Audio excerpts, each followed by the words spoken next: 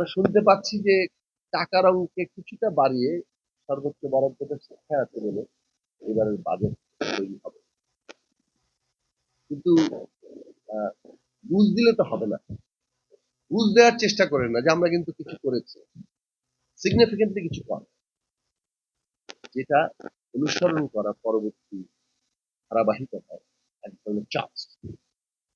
Significantly বাজেটকে এটা করা, জিডিপির হিসাব নিয়ে অনেক গন্ডগোল আছে বাংলাদেশ, মানে জিডিপির হিসাব থেকে কতটা করবেন।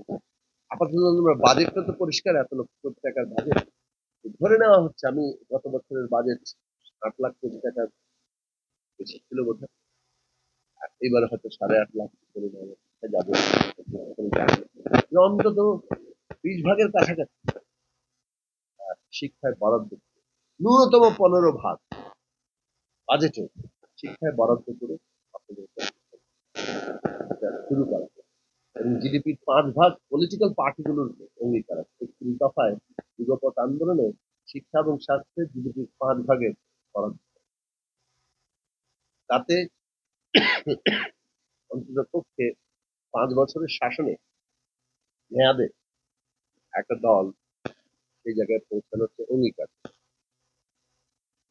আপনারা প্রথম বছরই ল্যান্ডমার্ক তৈরি করেন, এই জায়গাটা।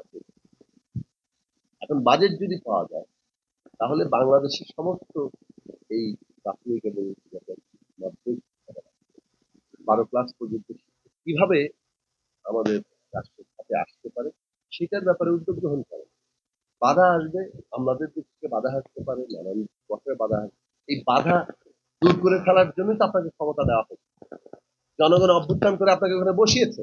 এসব বাধার কথাই যদি আমাদের শোনান তাহলে আমরা কি কারণে আর আপনাদের এখানে বসিয়েছি? মানে বাধার জন্য তো এতদিন শুনে আসছি। একটা বিপ্লবী সম্ভাবনার উপর দাঁড়িয়ে, এত মানুষের আত্মত্যাগের উপর দাঁড়িয়ে যে ওইখানে বসে নানান বাধার কথা শুনতে মানুষ আগ্রহী না, মানুষ ড্রাস্টিক একটা পদক্ষেপ নিচ্ছে। দ্বিতীয় জায়গা হচ্ছে যে শিক্ষকদের যদি আপনি যথার্থভাবে, মানে শিক্ষা দিবেটা কি? এটা তো দেবে হচ্ছে শিক্ষক। এটা একমাত্র মানে একমুখী না, রেসিপ্রোকাল। কিন্তু শিক্ষকরা যদি আহ, যোগ্য শিক্ষক না হন তাহলে তো সেখানে শিক্ষা মান কখনই ভালো হয়। এখন শিক্ষকরা যোগ্য হয়ে ওঠার ব্যাপারটা কেবল শিক্ষকদের নিজের ব্যক্তিগত প্রক্রিয়া, এটাও একটা সামাজিক রাজনৈতিক প্রক্রিয়া, এটা একটা রাজনৈতিক প্রক্রিয়া। তার মধ্যে প্রথম বিষয় হচ্ছে শিক্ষকদের স্বতন্ত্র বেতন স্কেল। এই যে 10ম গ্রেড থেকে 9ম গ্রেডে আনা, এটা একটা মোটামুটি মর্যাদার নয়, যেমন মর্যাদা। বোঝা যাচ্ছে আমলারা এটা দেবে না, অ্যাডমিন ক্যাডার তো নিজের অন্য ক্যাডারদেরকেই হজম করে। তো এখন বাকিদেরকে কি যেটা করা দরকার সেটা হচ্ছে শিক্ষকদের সম্পূর্ণ স্বতন্ত্র বেতন স্কেল এবং তার মর্যাদাকেও সমান। ফলে ওই টানাটানির মধ্যেই আমাদের যাওয়া দরকার।